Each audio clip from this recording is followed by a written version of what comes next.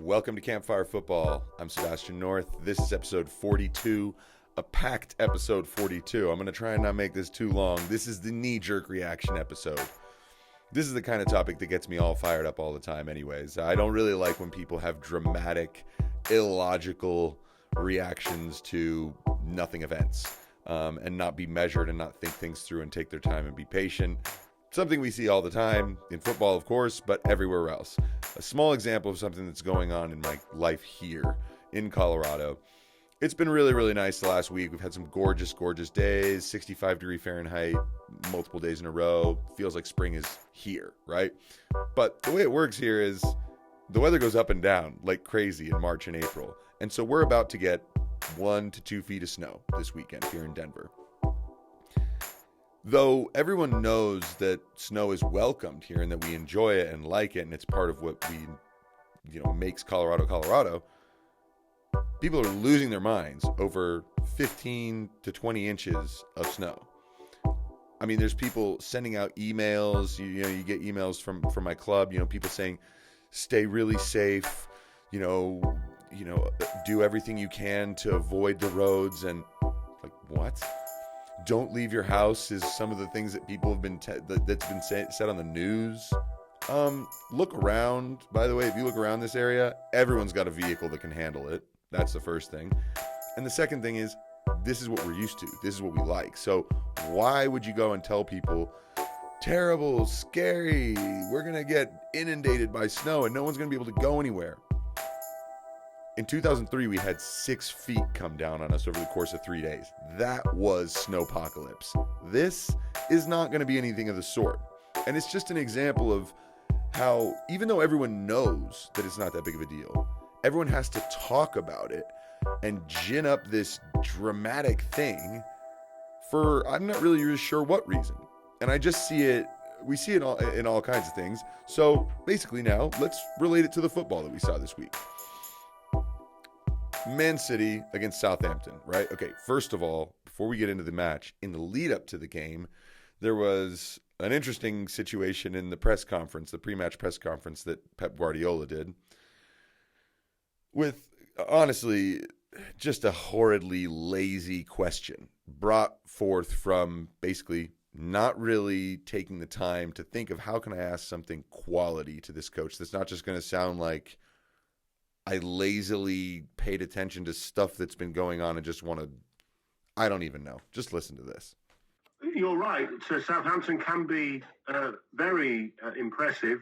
They've shown that they can compete against the best, but they've also shown on occasions that they can concede lots of goals, a couple of nines. Is that something that you will bear in mind in this game? No, 18. We'll score 18. 18-0 we're going to score. This will be the result. What a question. Listen, score 9 when they play 88 minutes, 10 against 11. So do you think this is a joke? This game is going to score 9 goals tomorrow or 18 goals? Come on, be serious. So we're going to try to win the game. It will be incredible success for us. Win the game, that's all. It's not logical. It's ridiculous. It's a stupid question. And we all know that like this arbitrary maths thing doesn't really work in football. You can't just say, well, you won 3-0 against them and they won 2-0 against this. So it doesn't work that way. We all know this, right? Yet the way questions are being asked of these managers sometimes and the narratives that are being put forward. I mean, just on form alone, people are so convinced they know what the result of a match will be. They know how the turnout's going to be. And no discussion. No. Man City are going to absolutely maul Southampton today. There's no chance. Southampton, look at their run. There's no way. Well, the reality is this game could have gone a little differently than it did. Okay, maybe not entirely. I think the result would have happened anyway. I don't think Man City were in the kind of form to drop any of the points Riyad Mahrez was absolutely spectacular, basically had a hat trick of all exceptional goals. 2 of them he actually did put in the net. 1 hit the post and Gundogan tucked away the rebound, but every single one was wizardry from Riyad Mahrez. So he had to be man of the match. Kevin De Bruyne back and killing it. His first goal he smashes home a rebound, but the team move that led up to the goal, spectacular. His final one, another excellent team goal, but the filthy little nutmeg at the top of the box, and to just get through and then slot it home. They were really, really good. Man City were really good. But there was one moment early in the game when Phil Foden gets clearly fouled.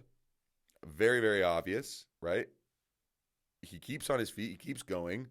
Essentially, you think advantage is being played. But then when the play ends, they don't give a penalty. And so you're like, what is going on? This is such a clear, obvious foul, clear and obvious mistake. Why is this not being called? Here's what Pep had to say about that. Phil Foden just said to us he was pretty sure it's a penalty, but he always tries to stay on his feet. What did you make of the incident? I don't understand why Fulham disallowed the goal against Tottenham. I don't understand the hands from Arsenal against Burnley. And another example is the penalty today. Like, we won, it's incredible, happy, and and everything. John cannot see it, but the VAR is there. Don't whistle the penalty is incredible. You know that for a long time, and maybe 4 or 5 years, never complained about the referees and the action. But this action is really incredible. Incredible. Are you just bemused quite regularly as to what decisions are? And you're not the only manager saying this. The VAR exists for the referees don't see the action, can make a mistake. That's why you review. But if it's a review, don't whistle the penalty, this action. So I don't understand. So look, the reaction to VAR that I've been hearing is ridiculous. So many people are like, see, get rid of it, bin it. They don't even use it. They don't even know what to do with it. This was a clear example of why you want VAR. The problem is it needs to be used by the right people. The reactions people have been having is that the technology, needs to just be binned because we're not doing it right, that the referees and the communication, that we need to hear what they're saying. There's all kinds of things people are saying. The reality is maybe we just need slightly better referees. Now, I'm not saying shit can the guys who are in now and replace them with someone else, because I don't know if you're going to get any better. However, this is a situation that I think in time, if we're all just patient and don't just say, let's get rid of VAR, or it doesn't mean anything, it doesn't make sense, it's not even being used. Think about it. In time, different people are going to be using this system, and they're going to be better at it than the current referees. The current referees, rewind your brain 5 years ago, all these guys were reffing in the Premier League back then before VAR was ever an issue. So now that it's here, those same referees who have had to undergo training, have had to basically figure it out and learn how to do it. Once we get 5, 6, 7, 10 years into this, there's going to be a lot of people who are much, much, much better, right? Maybe people who are good referees, but have also worked as, directors of production in a TV studio. So they're very good at checking the different camera angles, looking at different things, and being very efficient, right? Little things like that may come in time. I think some young, good referees that grasp the technology really well are not overwhelmed by what they have to look for. I just think in time it's going to get better. So everybody, chill out. This game was magnificent for the goals, and the Phil Foden incident ended up being a bigger piece of the talking points at the end. I just don't think it makes sense. Like, come on, give Riyadh some love. Woo, guy went nuts. All right, let's move on to the next bit. Champions League games. Start with Liverpool against Leipzig, and I'd like to say that I called this one. In this early section so far, I went 2 for 4. So I'll let you know what the other ones are. But Liverpool-Leipzig, it was a pretty entertaining game.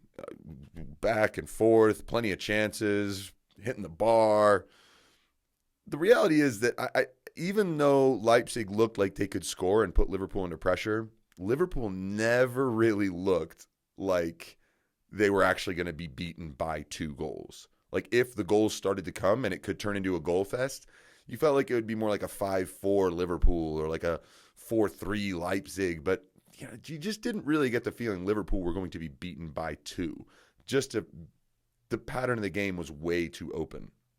And so you got to give credit to Liverpool for that. Also, Fabinho in the middle of the park was terrific. So here's the knee-jerk reaction everyone had. Why has he not been there this whole entire time?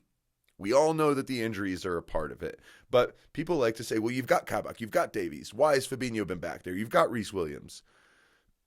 The problem is they've had to actually get these guys, first of all, in shape, right? When Kabak and Davies came, I think very quickly they were unavailable for games, a couple of injuries, little things like that. You can't just take two center backs from God knows where and just stick them in the same team and say, you guys figure it out, and we'll hope that Fabinho can stop everything coming to you. This was a much, much better performance, but also you see how it takes time. It takes time for the team to really rally around their new options. And then once Fabinho is back into a role where he really feels comfortable, we get to see how important it is for Liverpool to have balance. But goodness, people are talking Klopp, has been doing the wrong thing for 6 weeks, 8 weeks, for 3 months. He's been playing Fabinho out of position. It's like, duh. Think about it. This has been the whole thing since the beginning, and it is a process for a coach. You try something, Fabinho at center back, that's worked before.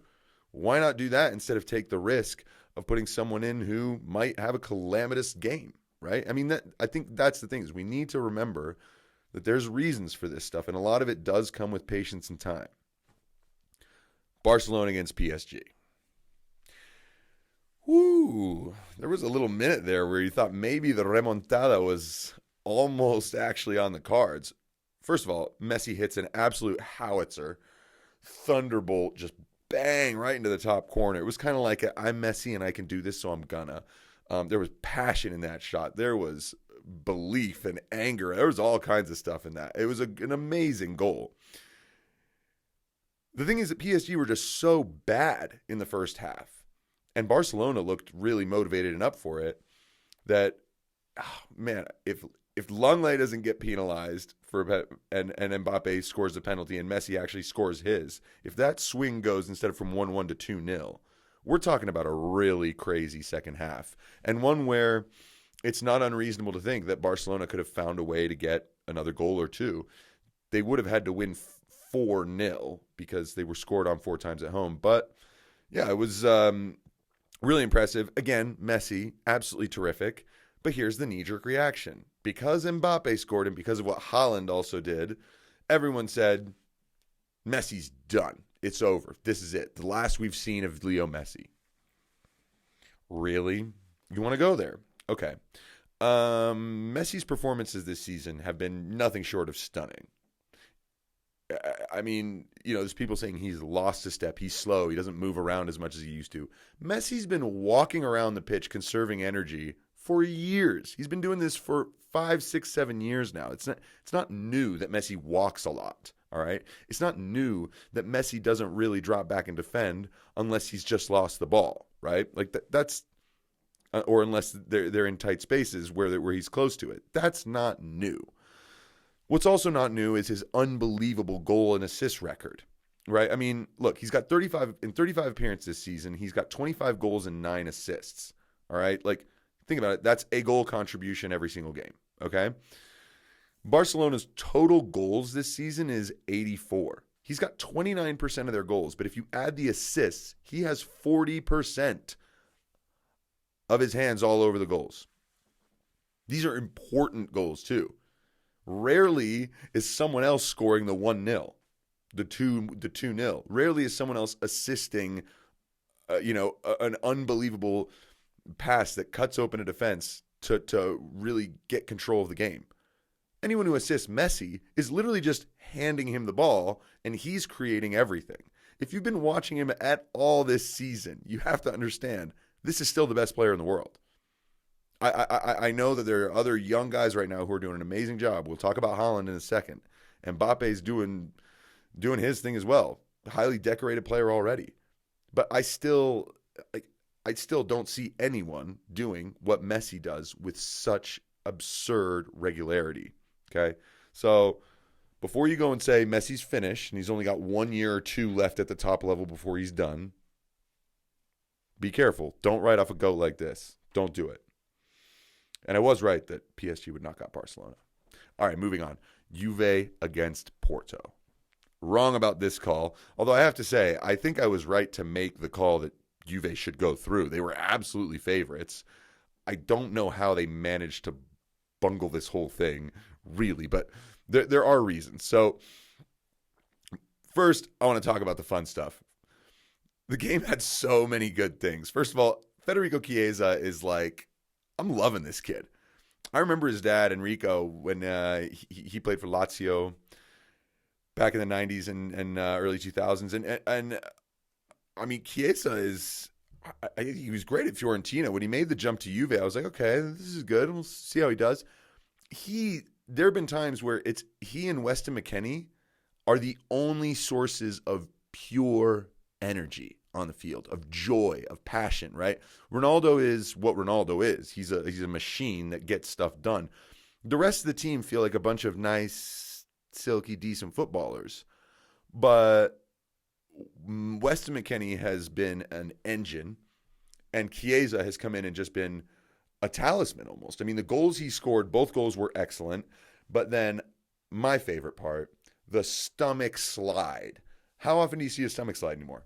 Everyone does the knees because, let's face it, knee slides are rad, and you can also like look cool while you're doing the knee slide.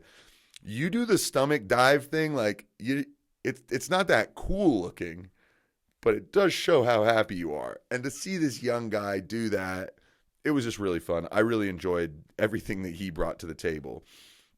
Now, the unfortunate thing is the rest of his team couldn't really match him for excellent performances. The other player of the match had to be Pepe, who, by the way, most people probably forgot he even was still playing at the age of 39. This is why I don't have knee-jerk reactions against these pros.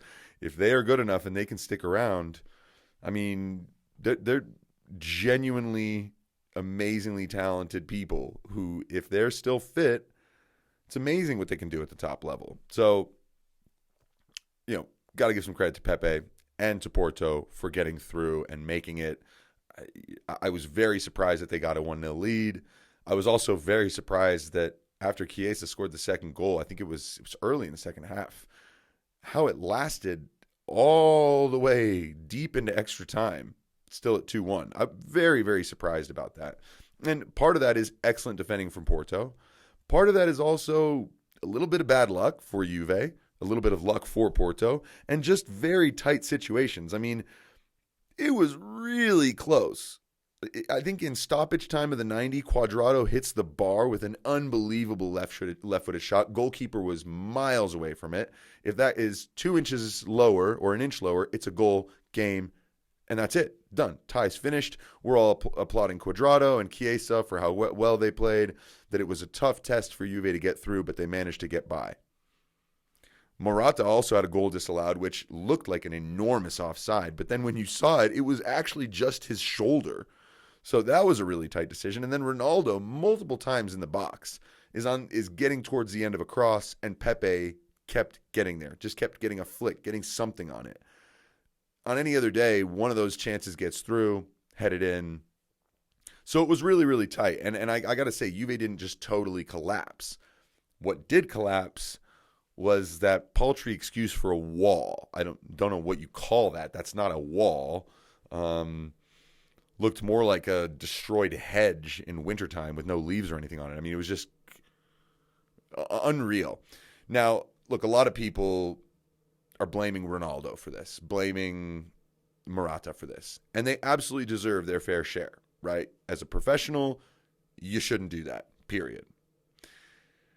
The reality is the person who this falls on more, if you ask me, is Andrea Pirlo, because you cannot just assume that everyone knows the plan on a defensive set piece like that. You cannot assume that by not outlining, here's what I want my wall to do, that they're going to do the right thing at the right moment. Porto knew that Juve's walls jump. And these guys are guys who jump and turn around. So it's easy to score on that if they have no idea that what's coming. So I'm sorry. I don't want to really chuck Pirlo under the bus here, but that is a clear moment of you didn't coach it. You didn't make it clear. And look, when I was in high school, if we were practice free kicks defensively, you were in the wall. Like, you were getting shot at. These guys use mannequins on the training pitch. They use those fake walls. So no one's actually taking balls in the face at training or taking balls in the gut and actually working at it. They don't really work on that much. So I think that may be something. Look, Pirlo's going to learn his lesson. He's going to learn from this and move on, I'm sure. But then after this game, of course, Cannavaro is what everyone was calling Pepe. He's the new Maldini, new Cannavaro. He's 39. Okay. People got really excited about him. But what people also did that was dumb was decide Ronaldo's finished again. How many times have we done this? I think since he was 31, every time he had a tough patch where he didn't look fit, everyone said this is the end of Ronaldo. Well, it's still going on. Anyone who's saying that now, let me give you those same statistics I gave about Messi. 34 appearances this season, 27 goals and 5 assists. Juve have 79 goals. That means he's got 34% of the goals and 40% if you add the assists. He's their top goal scorer in everything. Same with Messi. These guys are the talisman, the driving forces of their squads. They are not done. They are not finished. They're still the best. All right. Dortmund Sevilla. I was wrong about this one. I called Sevilla to go through. But I absolutely underestimated what Erling Haaland is capable of doing completely on his own. His goals they're great. They're incredible. But the way he just absolutely dismantled the defense for the goal that got disallowed, which, by the way, really stupid to disallow that goal. Defender, go hit the weight room. I mean, anyone who has not seen the replay of this, check it out. The defender definitely needs to hit the weight room. You got a guy like Erling Haaland barreling in on goal. You got to just be tougher. But the reality is, this is a young guy. He's, 20? And he looks like, as soon as he gets the ball, he is going to start the move and finish it. And that's exactly what he does. It's phenomenal. He's such a juggernaut. I'm blown away by him all the time. And, I mean, I've been impressed with him for a while, but I'm even more shocked at how much better he's getting. His level of hunger. I don't like his penalty kick. Why are you doing the stutter step, dude? Just go up and smash it. But really, I mean, he's amazing. The hype around him is not a knee-jerk reaction. It is totally legit. He is the real deal. I'm very excited to see how this goes. Now, the fun thing that happened in this game with the penalty kick, right? He gets a penalty. He takes it. There's encroachment from Bono, the goalkeeper, who makes a save. But right before he made the save, Bono went ahead to try and, in order to try and throw off Erling Haaland, he screamed, "Kirikocha." Now, Kirikocha it's basically a psych out term. It's like saying brick when someone throws a basketball, right? This comes from, I looked it up, actually. It's kind of an interesting story. A guy from an Argentine fan of Estudiantes de La Plata. He became like a sort of good luck, bad luck charm because he was always around, and that people started saying, well, whenever he's around at training sessions and stuff, players get injured. So we can't have him around. But instead of banning this guy who's like the super fan, instead the Estudiantes would have him greeting away players who were coming in to the stadium as a way of, giving them bad luck. And Estudiantes had a really good run for a little while. So, that's the story of it. And basically, Kirikocha is a term that's used basically as a psych out term. You'd say it, scream it at someone right when they're about to do something. And so that's exactly what Bono did to Haaland. Unfortunately for Bono, he gets called for encroachment. Haaland gets to retake the penalty kick. And then Haaland goes and screams that in his face, especially at the end of the game. When interviewed by the press, he says he didn't even know what it meant. He just said the same thing back. Now, here's the stupid reaction. The Sevilla players who went running after him and confronting him after his celebration, getting in his face because they're upset that he ran up and screamed at the goalie. Also, Haaland got a yellow card for screaming the exact same thing at the goalie that the goalie screamed to him. Can we all just not be so brittle? Goodness. Ugh, Sevilla, grow up. Jeez, that was embarrassing. All right, I got to move on to the Europa League. Just touch on a few small things here. because I think it's kind of interesting where we're at. Ajax and Roma have basically just booked their place in the next round. They've got all 10 toes, most of their foot. They've just got the edge of their heels still sitting in this round of 16. They're going to be in the quarters for sure. Granada,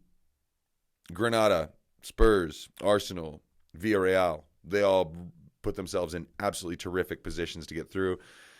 It'll be really interesting to see how Slavia Prague and Rangers goes, because remember, Slavia Prague knocked out Leicester, and high-flying Leicester, and Rangers are definitely a high-flying British team as well. So it'll be interesting to see. I do think that Rangers now, having secured up the Scottish title, they're going to be so uber-focused on Europa League that there's a really good chance that they could win it. So I still have Rangers to get through, but Slavia Prague's not going to make it easy. The game that's the round that's most interesting one is obviously Milan against United, and it stays good. This is still a very, very good tie because it ended 1-1. Simon Kjaer getting a really important goal to cancel out Amad Diallo's pretty unbelievable header. Really, really awesome little backwards header flick to get it over Donnarumma. But to me, it's Kessie's handball. Kessie's handball was completely the wrong decision. Okay, now I've heard a lot of people, I would assume some Man United fans, who feel pretty strongly that that was the right decision. Really? None of the players, not one of the United players, was appealing for a handball. So the goal gets scored, no one's got an issue with it, except for VAR. Now, that's the part that's interesting to me, is a lot of people have now taken onto the airwaves and on their podcasts or on their social media accounts or whatever, and they're like, well, no, I mean, it is a handball. If you just take a close, really close, forensically close look at it, where's the clear and obvious handball? No, that's a goal. And I just think that the fact that no players appealed or reacted whatsoever should have said everything to the referee. There's no reason for that to have been chalked off, and it just frustrated me because it was a great goal. The good thing is the tie is still very much alive, so that's a good thing. So I'll end on this little, this one last story about knee-jerk reactions here. It's the Christian Pulisic situation at Chelsea right now. Look, being a Chelsea fan, I'm maybe a little bit more plugged into what's being said. But overall, a lot of people, especially being in the United States, Christian Pulisic is the golden boy here. So everyone is saying, oh, gosh, he's not playing. Tuchel must despise him. Tuchel must not like him. It's so weird because he was at Dortmund with him. Why is Tuchel not playing him more? Everyone's getting all, whatever. Tuchel's explained himself on this. He's explained why. He explained that he likes him off the bench. But here you go. Really, really fun little clip here of a journalist asking quite a daft question, and Tuchel dealing with it pretty nicely. I know things can change, of course. You say he could be ready to start, but if he doesn't get the game time that he desires between now and the end of the season, would you stand in his way if he came to you and he said, I'll need a new challenge because I want to play? A lot of if in your question. A lot of ifs. So if he starts tomorrow, and if he does brilliantly, and if he starts again against Atletico, and if he scores again 2 goals, and if maybe he's the captain next year of our squad. I don't know. So all it took was 3 weeks of him not really being in the picture for people to be like, oh, Chelsea are probably going to sell him. And then who's it going to be? Oh, Man United or Liverpool. What? Like, none of this is logical. It's illogical. It doesn't make sense, people. So basically, look, relax, everyone. Like, enjoy this, right? I mean, look, some of the most foolish things that are, and dramatic things and opinions that are said, they end up looking dumb. They end up looking worse in time because they don't age well. Most of the time, they don't. Anything you say without thinking probably isn't going to age well. I just think we need maybe a little bit more patience, all right? Just take your time, enjoy the football, enjoy your lovely weekend of watching plenty of football, and I'll enjoy my lovely weekend buried in snow here in Colorado. This is Campfire Football. Have a great one, everybody.